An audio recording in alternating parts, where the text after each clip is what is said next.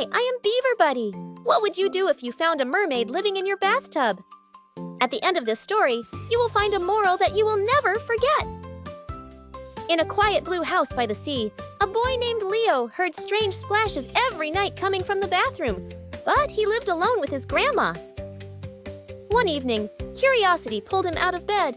He tiptoed across the cold floor and peeked into the bathroom and gasped. Inside the tub was a tiny mermaid with glowing scales and tangled kelp hair. She was brushing her tail with a toothbrush. "Are you real?" Leo whispered. The mermaid looked up, startled but smiled. Only when someone believes. Her name was Coralia, and she'd been hiding in pipes ever since the ocean became too loud for her quiet songs. "Why this bathtub?" Leo asked. She grinned. "Because it smells like bubblegum and kindness." Leo promised to keep her secret.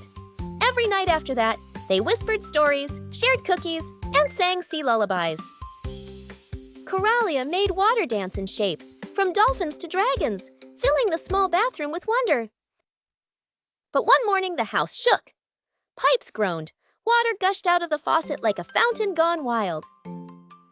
Leo ran in. The bathtub trembled. Coralia's glow faded. "They found me," she whispered, voice trembling like a ripple. From the drain came two golden-eyed eels with smoke-like fins. "She broke the rule," one hissed. "She stayed too long." Coralia's fins curled. "I don't want to go back," she cried. Leo stood in front of her. "Then don't." "She belongs to the deep," the other eel growled. "Not to land, not to dreamers." Leo grabbed the toothbrush she once used and held it like a sword. "Then take me too." The eels blinked, then hissed in laughter. "You? A land boy?" But the bathroom suddenly pulsed with blue light. Coralia's tears floated upward, shining like stars. They touched Leo's forehead, and something changed. Gills sprouted at his neck, his toes webbed, his heart thudded like waves crashing in his chest. "No!" Coralia screamed. "I didn't want to change him." But Leo smiled. "Maybe I was always meant to be both." With a flash, the eels disappeared, leaving behind a trail of silver bubbles and silence. Coralia sobbed, but Leo took her hand. "You're not alone anymore. We'll make our own rules." That night, the bathtub expanded, swirling into a secret world between the land and the sea. There were coral castles under tiles, jellyfish chandeliers, and a current that led to anywhere they dreamed. Every evening, they swam through pipes that connected to fountains, sinks, and storm drains. They brought joy to lonely faucets and painted laughter into leaking taps.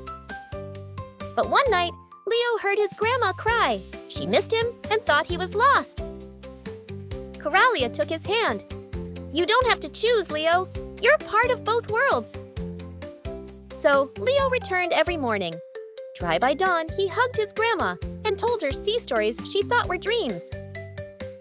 And every night, he dived back into wonder, where bathtubs opened into endless magic.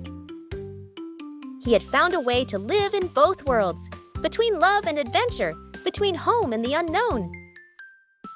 Moral: sometimes you don't have to choose between who you are and who you dream of becoming. You can be both. See you soon with more magical adventures, wonderful places, and heartwarming tales with Beaver Buddy.